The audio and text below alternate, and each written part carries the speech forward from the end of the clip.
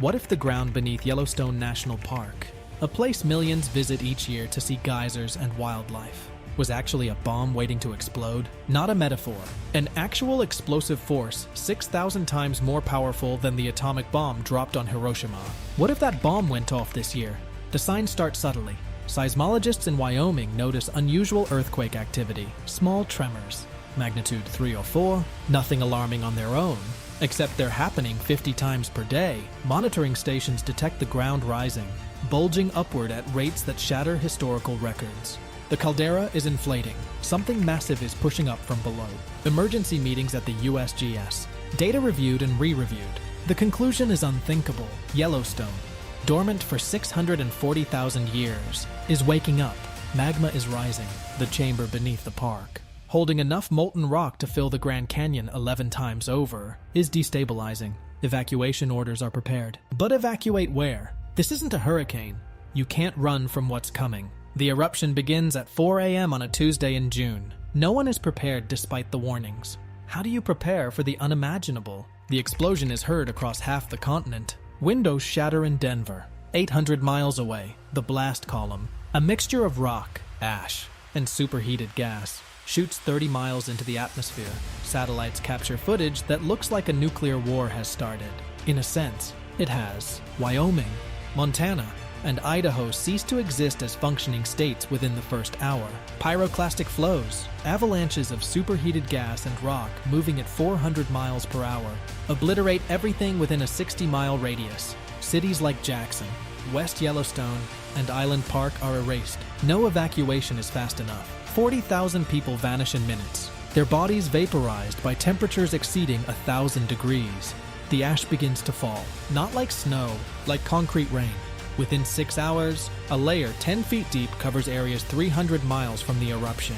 Roofs collapse under the weight. Denver, Salt Lake City, Billings, buried under ash that suffocates everything it touches. Cars stop running. Engines choke. Filters clog. Modern civilization grinds to a halt. But the real catastrophe hasn't even started yet. The ash continues rising into the stratosphere, spreading east on jet streams. By the end of the first day, the ash cloud covers 15 states. By day 3, it's reached the East Coast. By week 1, it's circling the globe. The sun, filtered through billions of tons of suspended ash, dims. Daylight becomes twilight. Temperature drops. Crops fail immediately. The Midwest, America's breadbasket, is buried under ash. Wheat, corn, soybeans, destroyed. Not damaged, destroyed. The food supply for 300 million Americans and much of the world's grain exports just vanished. Starvation isn't a future threat. It's an immediate reality. Global temperatures plummet, not gradually, rapidly. Scientists call it a volcanic winter. The ash cloud reflects sunlight back into space. Within 3 months, global temperatures drop by 20 degrees Fahrenheit. Summer in Europe feels like November. Monsoons in Asia fail. Growing seasons worldwide collapse. This is what killed the dinosaurs. Not the asteroid impact itself, but the aftermath. Governments face impossible choices. The United States is crippled. A third of the country is uninhabitable. Another third is under ash. The remaining states are overwhelmed with refugees. 100 million people displaced. Where do they go? Who feeds them?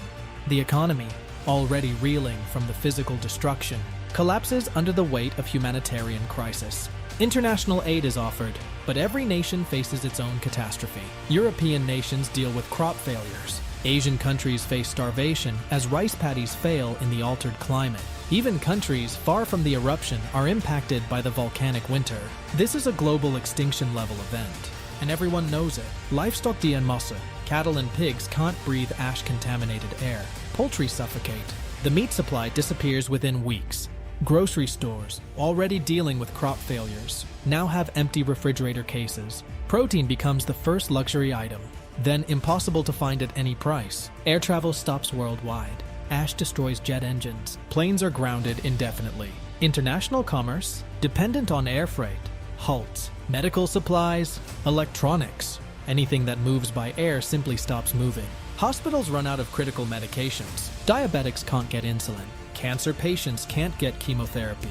Deaths from medical supply chain collapse rival deaths from the eruption itself. This is where opinions split completely. Some people think humanity would band together in crisis. Others think we descend into violence within weeks. What do you think happens? Tell me in the comments, because this scenario might test the limits of human cooperation. By year 2, the new reality sets in. Those who survived the initial catastrophe now face long-term survival in a world nothing like before. Temperatures remain depressed, ash still falls intermittently, agriculture is possible only in greenhouse environments, and those are limited. Food rationing is permanent. A calorie becomes more valuable than gold. Governments that survive implement authoritarian measures. Martial law becomes permanent. Rights and freedoms, luxuries of stable societies, are suspended. Survival of the state matters more than individual liberty. Democratic nations become dictatorships out of necessity. The social contract is rewritten at gunpoint. Some regions fare better than others. The southern hemisphere, less impacted by ashfall and still receiving adequate sunlight, becomes the center of human civilization. Australia, South America, Southern Africa, these become the new powers. The global balance shifts south while the north struggles to survive. Scientific communities race to find solutions. Cloud seeding to clear ash, artificial sunlight for crops, genetic modification of plants to grow in reduced light, desperate measures for desperate times. Some work partially, none solve the fundamental problem. A supervolcano just reset planetary conditions to levels unseen in human history. 20 years later, humanity survives, but diminished. Population dropped from 8 billion to perhaps 4. Entire cultures extinct. Languages lost. Knowledge forgotten in the chaos. Civilization exists, but it's fragmented. Localized. Primitive compared to what came before.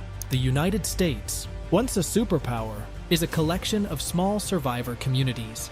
No federal government, no national identity, just pockets of humans doing what humans do, surviving. The experiment of American democracy ended not with a revolution, but with a geological event that didn't care about politics. You live in a world built on stability. Grocery stores stay stocked. Power stays on. The sun rises predictably. That stability is an illusion. Beneath Yellowstone, right now, sits enough molten rock to end civilization. It's erupted before. It will erupt again. We just don't know when. The question that should terrify you isn't whether it could happen. It's whether we'd survive when it does. And based on what we know about past supervolcano eruptions and their impact on climate and human populations, the answer might be one we're not ready to hear. So the next time you see a beautiful photo of Old Faithful erupting, remember what's underneath. Remember that the greatest threat to human civilization might not be war or disease, or even our own technology. It might be the planet itself, reminding us that we're just temporary guests on a rock that has been here for billions of years and will be here long after we're gone.